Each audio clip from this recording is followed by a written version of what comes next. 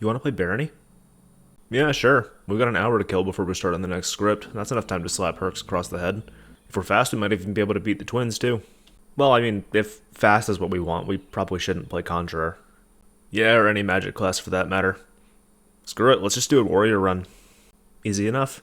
Should we focus on polearm, or do you think we should grind up block? If we're just doing Herx, then probably polearm, but if we get down to the third layer by, say, 20 minutes, I think we should probably grind up block for Orpheus. But we can start worrying about that when we get down to later, too. Let's see what time we're making. Okay, then for now we'll just whittle our way through the rats and skeletons at the mines, try and gather up some food and spare shields, and we'll... Yep, that's a troll. I didn't realize warriors had such garbage perception. I didn't even see the thing.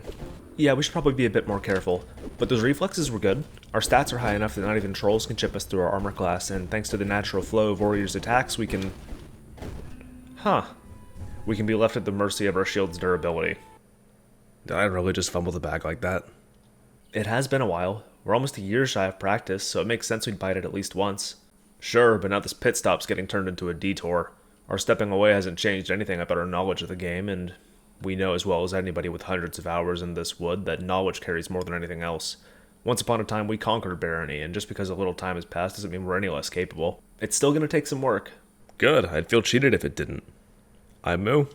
I'm new. And this is Barony. Barony is a first-person, class-based, roguelike dungeon crawler RPG. For the duration of the series, we'll be playing with hunger enabled and random traps disabled. Barony sees you picking a class and delving deep into a dungeon after Baron Herx, whose magic is causing trouble for a nearby town. As a game, it tests your patience, resource management, and comprehension of its systems over any heavy execution. Got it, we just need a barbarian run. Higher speed, higher damage, better overall physical stats, and a lot higher chance to snowball. We can hope we luck out and find a funny bones, like so, and mug his pockets clean for chip damage. Ugh, we still know what we're doing. It's not like we forgot or the game changed in any real way, it's just stupid mistakes. It's that we're out of practice. We're not out of practice, we've still got this down to a science. Knowledge isn't worth anything if it isn't put to use. We're putting it to use. Again, after almost a year of not, right? Our first few attempts are just doomed to flop. That just isn't true, but it still sucks.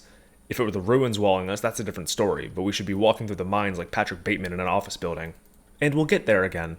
We should consider this a fresh start, try and make the most of it, you know? Sure, well I'm all ears if you got suggestions, because Lord knows I'm going to be the one with controls.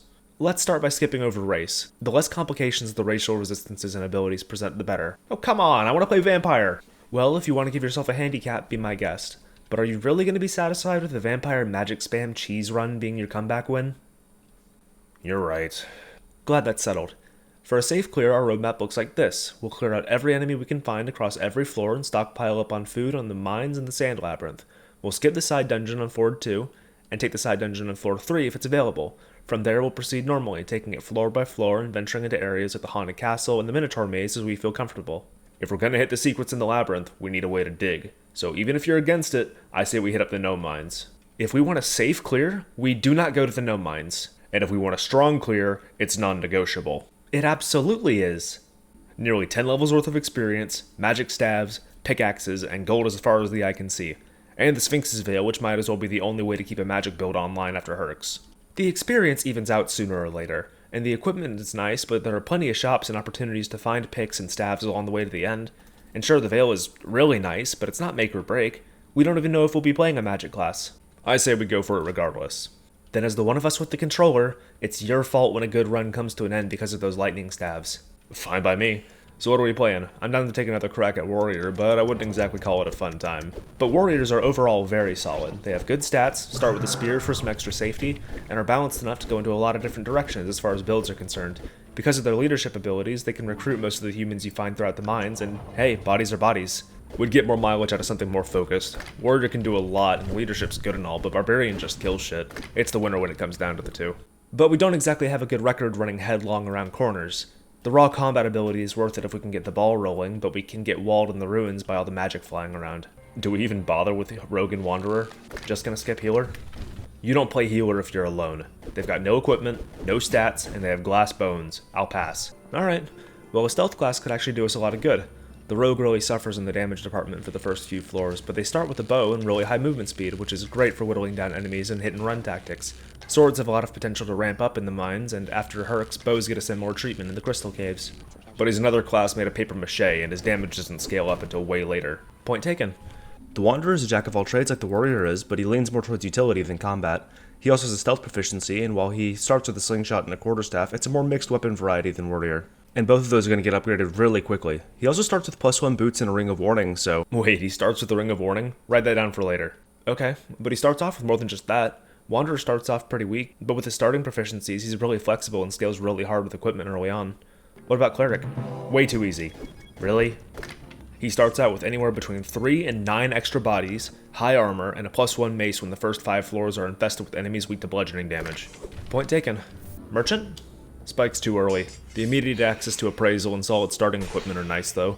Tomahawks make life a lot easier at low levels, and being able to swing your build as widely as Merchant can is definitely a lot of fun, but we're going for distance. Wizard? Tempting, but when it comes to holding on to mana, I might as well be a broken faucet.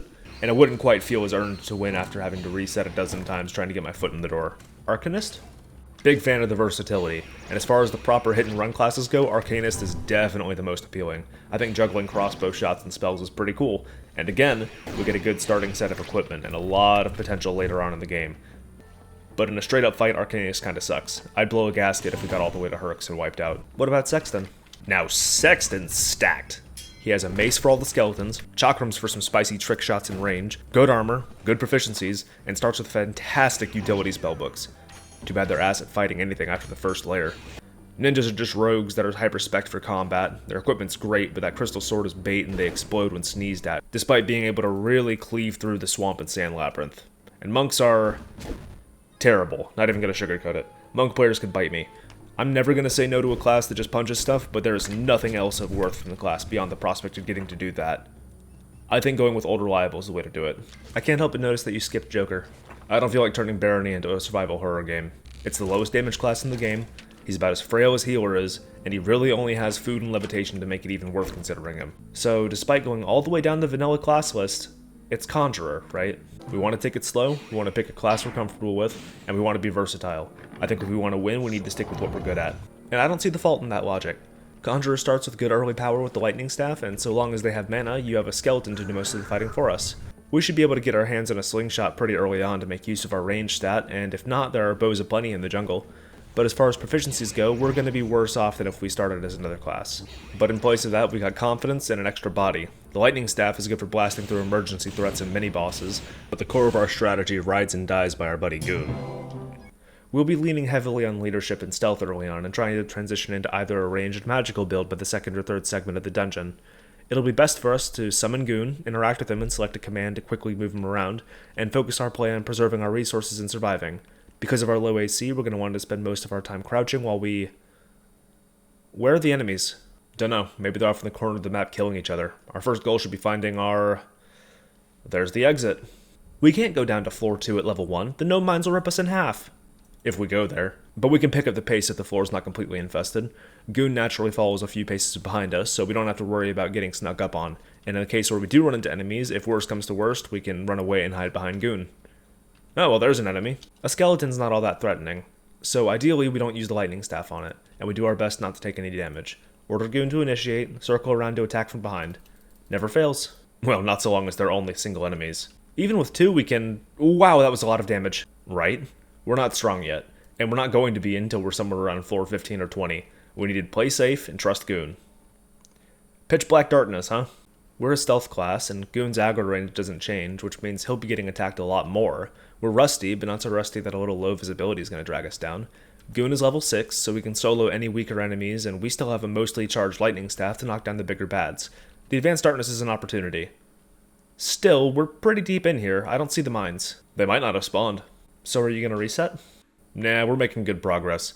Sure, half of our early Conjurer strategy relies on clearing the mines out with Goon, and we're going to be a lot weaker than usual going forward.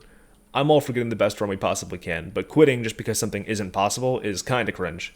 Out of context, you sound deranged. Sue me. But if we're going to keep going, then that just means we have to get every bit of experience we can. I think despite our leadership stat, we'll get more value out of killing humans we find rather than recruiting them. So we'll up the enemy count artificially, and... I didn't recognize him. Goon's got it. I got it. But even if we wring everything we can out of these levels, missing the mines is huge. We lose out on all that experience, the guaranteed pickaxes, lots more lightning staves, and the oracle helmet. Honestly, it might be worth a reset. No, bad, no resets. Don't make me second guess myself. If we could just try again every time we got minorly inconvenienced, nothing would ever get done. Getting the gnome mines does not guarantee that we win. If anything, it puts us at a higher risk of biting it. But if we beat the gnome mines, we practically guarantee a win. We'll just have to make up the difference. What are you doing? Slow spamming. Conjure Skeleton gets stronger once our magic level's higher, and we're not using the mana to revive our absolute unit of a skeleton, so why not splurge it on raising our magic stat? I guess, but that still doesn't make up the deficit. We're not trying to make it up, we're trying to work with what we have. The mines aren't happening, end of story, so we just need to try even harder to squeeze out every last drop of power we can. Lucky us, Hamlet's on this floor. We can't kill a shopkeeper, much less 4 of them. I know, give me some credit, but experience and gear are the most important things to us right now.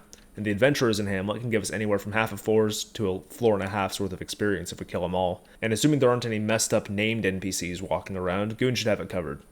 There are humans of every class, which means equipment from across the spectrum, and a bow well before we expected to have one. This is progress. It's slow, but we're getting stronger. We've at least got our foot in the door. Does that mean we're going for a ranged build? Yeah, for now. Bows take a while to scale, but they're really easy to level so long as we have enemies to shoot. It's by no means perfect, but if we sit around resetting the first 2 floors looking for perfect, we'll never get the satisfaction of beating Herx without all the stars aligning in our favor. We came here to prove that we could beat the rust, and I want to win by adapting. I want to actually overcome this game, damn it, instead of feeling like the only chance we have is committing to the same mind-numbing formula that makes us want to choke each other for hours before the ball finally starts to roll. Forget the ideal. We get what we get, and we're taking it all the way. We're good at this game. I know, but we've put hundreds of hours into this, and all that time figuring out what we want is pointless if we don't actually sit our fine asses down and grab at it. We're above the level curve of the dungeon, and because of our quick thinking, our magic's high enough that we can summon Goon and Herald now. We're doing fine. I'm not going to make any excuses, and if we fail, we fail. And if we fail, we fail. But we're not going to, right? Of course we're not. The run just started.